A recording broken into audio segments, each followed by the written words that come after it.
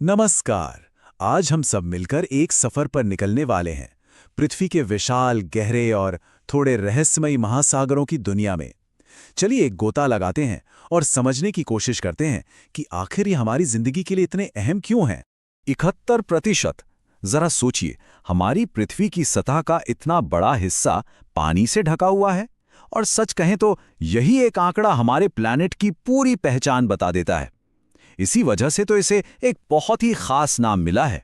तो सवाल यही उठता है कि पृथ्वी को ब्लू प्लैनेट यानी नीला ग्रह क्यों कहा जाता है। जवाब वैसे तो बहुत सीधा सा है और इसका सीधा ताल्लुक हमारे महासागरों से ही है।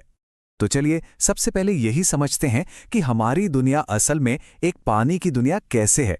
कहाँ कहाँ जमीन है, कहाँ कहाँ पानी, और हमारे जो बड़े बड़े महासागर हैं वो कौन कौन से हैं। अच्छा, तो जब हम महासागर कहते हैं तो इसका मतलब क्या है? देखिए, सीधी सी परिभाषा तो ये है कि ये खारे पानी का एक बहुत बहुत बड़ा भंडार है जो हमारी पृथ्वी के ज्यादातर हिस्से को ढके हुए हैं। लेकिन ये सिर्फ पानी का एक जमावड़ा नहीं है, ये तो एक जीता जागता सांस लेता हुआ सिस्टम है। यहाँ देखिए, हमारी पृथ्वी की सतह पर 71% पानी है और सिर्फ 29% जमीन। यही वो वजह है कि जब एस्ट्रोनॉट्स इसे अंतरिक्ष से देखते हैं तो ये किसी पत्थर या मिट्टी के गोले जैसा नहीं, बल्कि एक खूबसूरत नीले मार्बल जैसा दिखता है। और इस सारे पानी को हम मोटे तौर पर 5 बड़े महासागरों में बांटते हैं। सबसे पहले है प्रशांत महासागर, जो सबसे बड़ा और सबसे गहरा भी है। फिर आता है अटलांटिक, जो साइज में दूसरे नंबर पर है। हिंद महासागर, जैसा कि नाम से ही जाहिर है, भारत के ठीक दक्षिण में। और फिर हैं 2 ठंडे महासागर, आर्कटिक जो सबसे छोटा है और ज्यादातर बर्फ से ढका रहता है, और दक्षिणी महासागर जो अंटार्कटिका के चारों ओर फैला हुआ है। लेकिन एक दिलचस्प बात है, ये पानी पूरी पृथ्वी पर एक जैसा नहीं फैला है। अगर हम उत्तरी गोलार्ध यानी नॉर्दर्न हेमिस्फीयर को देखें तो वहां जमीन ज्यादा है, करीब 60%। वहीं दूसरी तरफ दक्षिणी गोलार्ध में 81% सिर्फ पानी ही पानी है। ये तो मानो एक अलग ही दुनिया हो। और पानी की इतनी ज्यादा मौजूदगी के कारण दक्षिणी गोलार्ध को एक और नाम दिया गया है, वाटर हेमिस्फीयर यानी जल गोलार्ध, और ये नाम बिल्कुल सटीक बैठता है। तो ये तो हुई पानी के फैलाव की बात, पर महासागर सिर्फ पानी का एक विशाल भंडार नहीं है। सच तो ये है कि ये हमारे ग्रह का इंजन है। जी हाँ, एक इंजन। चलिए अब देखते हैं कि ये इंजन हमारी दुनिया को चलाता कैसे है और इसका रोल कितना जरूरी है। तो आखिर महासागर करते क्या क्या हैं?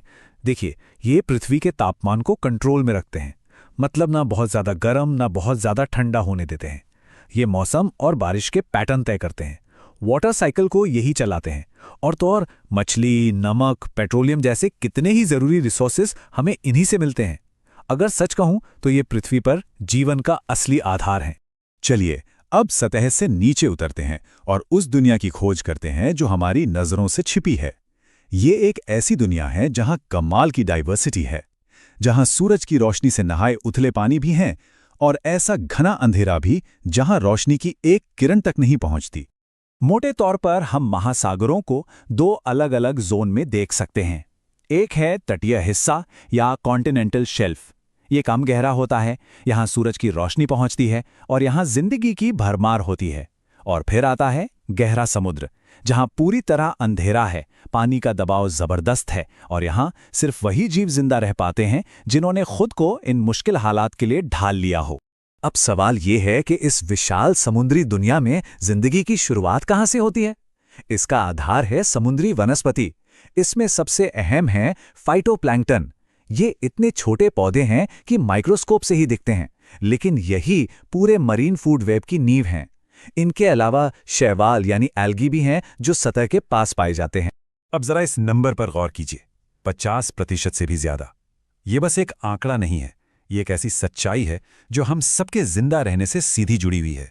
जी हाँ, हमारी पृथ्वी की आधी से ज्यादा ऑक्सीजन इन्हीं समुद्री पेड़ पौधों से आती है। मतलब हम जो हर दूसरी सांस लेते हैं उसके लिए हमें इन महासागरों का शुक्रगुजार होना चाहिए। इससे साफ पता चलता है कि हमारा वजूद समुद्र की सेहत से कितना गहराई से जुड़ा है। और अगर हम समुद्री जानवरों की बात करें तो उन्हें हम 3 मेन ग्रुप्स में बांट सकते हैं। पहले हैं प्लवक या प्लैंक्टन, जो बहुत छोटे होते हैं और पानी की धाराओं के साथ बस बहते रहते हैं। दूसरे हैं नेक्टन, ये एक्टिव तैराक होते हैं, जैसे मछलियां, वेल, शार्क। और तीसरे हैं बेंथोस। ये वो जीव हैं जो समुद्र की तलहटी पर रहते हैं, जैसे केकड़े और स्टारफिश। चलिए अब आखिर में बात करते हैं हम इंसानों और समंदर के रिश्ते की। ये एक ऐसा रिश्ता है जिसमें समंदर हमें बेशकीमती तोहफे भी देता है, तो कभी-कभी अपना खतरनाक रूप भी दिखाता है। सोचिए जरा, महासागरों से हमें क्या-क्या मिलता है। दुनिया भर में व्यापार के लिए समुद्री रास्ते, खाने के लिए मछली, हमारी गाड़ियों और फैक्ट्रियों के लिए पेट्रोलियम और गैस, और हाँ, हमारी फसलों के लिए जो जरूरी बारिश होती है, वो सिस्टम भी तो यहीं से चलता है। लेकिन जैसा मैंने कहा, समंदर का एक ताकतवर और खतरनाक चेहरा भी है, और इसका सबसे बड़ा उदाहरण है सुनामी। ये बनती कैसे है?